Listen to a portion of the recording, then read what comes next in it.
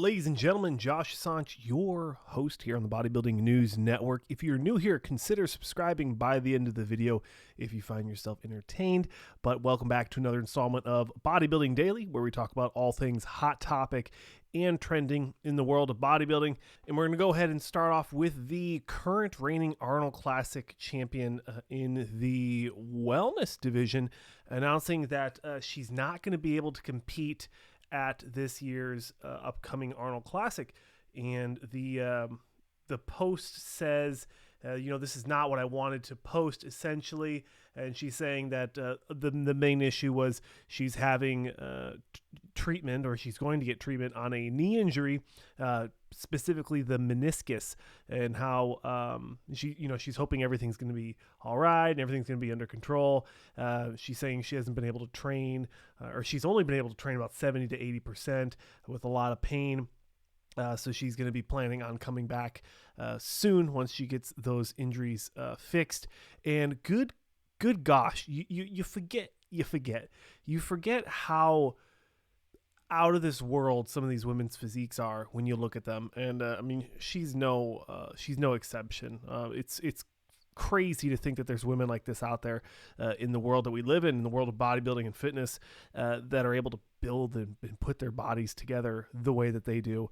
And these Portuguese, Brazilian ladies, it seems historically, when we look at the wellness division, have been at the top of the wellness charts. So yes, I'm sad to hear that she's going to be unable to defend her Arnold Classic title, the Ohio, and she also placed second at the recent Olympia, is what it says here. So I am sad.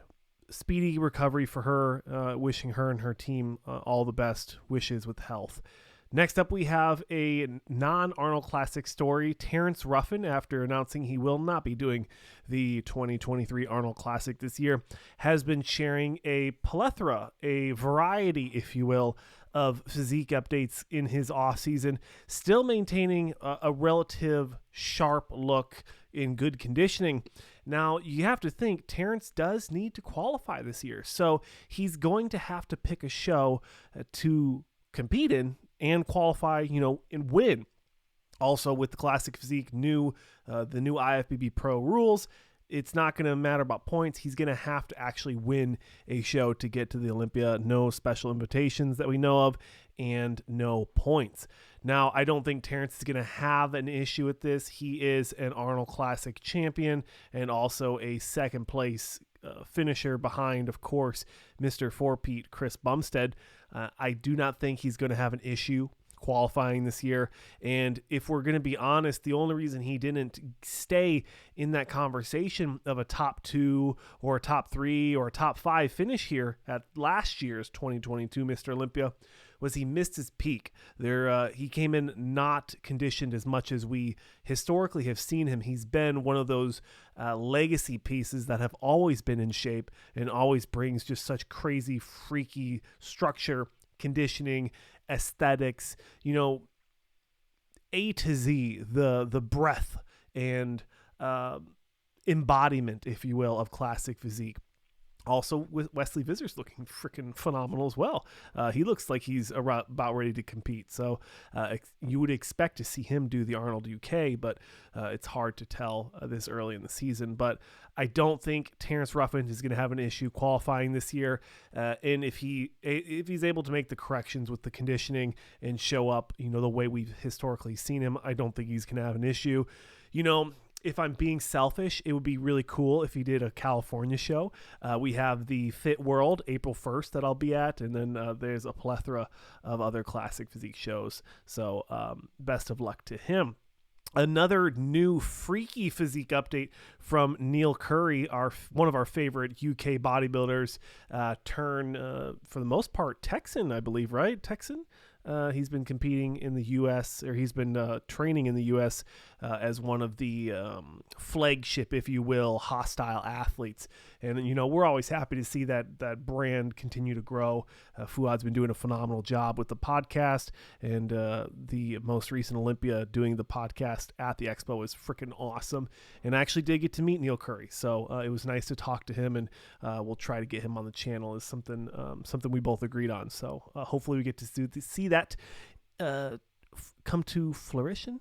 You guys will let me know. Words are hard here, but Neil, he's going to be such a wild card when you look at the open class in 2023, making the move from classic physique, which he had a lot of hard times making the weight, and he's had gastrointestinal issues. He's had medical issues before where he's had to drop out of shows, and I remember that because I was covering the show at the time, virtually, of course. I am excited to see him do the open. I think he's going to just be, like I said, such a wild card. If he's able to, looking at that most recent physique update, that lat spread, if he's able to maintain the midsection and then maintain the size he's put on the upper body and the chest, and then just bring in a little bit more lines in the legs, a little bit more conditioning, I think he's going to be a real threat to any open show. I said it, any open show that he decides to do in 2023. I would say expect him to do probably the Orlando, since that was a hostile sponsored show. Maybe you could look at the Tampa, Texas, those. Maybe he could look at doing maybe the Toronto or the Vancouver, since those are Canadian-based shows, and I'm sure Fuad would love to see that. Also, the Chicago's real close to where Fuad is based. So just kind of some insider stuff. If you think about it, those could be some shows that Neil Curry decides to do. But of course, ladies and gentlemen, we're cruising through this episode. I do want to give you the opportunity to voice your opinions in the comment sections below. Let me know your thoughts on the current topics of what we talked about today and in the rest of the week. Let me know what you guys want to see next, as this is the people's voice in bodybuilding, and I want to make sure your voices are heard. Next up, we have Darwin Irby, or Herb. I always mess up his name, so I do apologize, good sir. Unfortunately, a recent physique update saying today we have him and his team and his coach have decided to stop prep for the Arnold Classic. This hurts, of course. We are all diehard competitors at heart, but unfortunately, your legacy as an athlete in this sport goes far beyond one show, and I completely agree with that. Really advocating for athletes to put their health first. Continuing, in summary, he's been on prep for 7 months, and his body has started to stop responding. And I saw in the comments, around 216 pounds post-Olympia, he looked phenomenal, but unfortunately his weight cap is 192. Apologies for kissing the mic. I'm sure you guys like that. Some love in the chat, or the comment section. We don't have chat here. I'm sad. Genuinely, I'm sad to hear that he's not gonna be competing anymore this year. It looks like he says here, we wanted to make this Arnold invite our last classic show before transitioning to 212. I did not see that in my initial read through, so it sounds like he's going to be transitioning to the 212. I think that makes a lot of sense for him if he's having such a massive, hard time making the weight cut. If he's looking good at 215 and has to drop down to the sub 192s, that is not good. And if you look at this, it looked like he ended his season prep 2 weeks out at 206, which is 14 pounds above the weight cap. So I'm happy to hear that he is putting health first, and I'm happy to hear that he is transitioning to 212. I love the 212, and I want to see more and more exciting competitors in the 212. And last but certainly not least, we have some fun physique updates from James the Shed Hollingshead coming out of Texas. It looks like he was in Texas doing some training and doing some footage. I also saw he did the Dragon Lair podcast. There's like 10 people in there. It was freaking awesome. That's a good listen. It's a good watch. Getting all the Centopani Circle guys together. I thought that was so much fun. Definitely definitely watch that one. You know, sometimes we miss Fuad's episodes, sometimes we miss other channel stuff, but that one is one you do not want to miss. James Hollingshead, of course, announcing he's not going to be doing any shows in 2023. He's going to be focusing on business, is what he said. So I'm assuming that's mostly going to be the YouTube. So, you know, I would like to see him continue to improve upon the package he's been building over the last couple of years, continuing to perfect the very delicate balance he has of size and conditioning is something he's talked a lot about.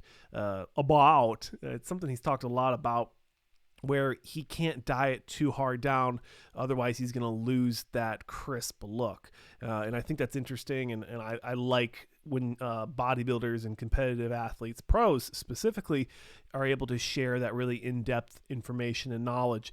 So for you, ladies and gentlemen, and also people like me, to take that information and apply it to our own preps.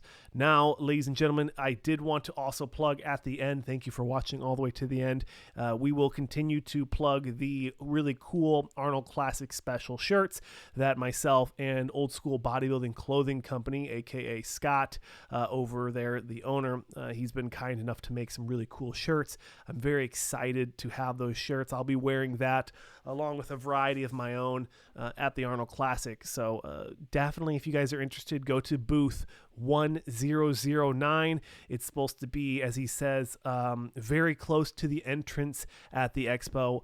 So he'll be able to see you, and you'll be able to see them as soon as you enter into the expo. So if you want to support this channel, subscribe is free and it costs you nothing, and it does help this channel immensely, specifically myself, reach more fans like yourself. And of course, if you want to buy the shirt, you can. If not, you don't have to, because a like and a subscribe is free and it costs you nothing.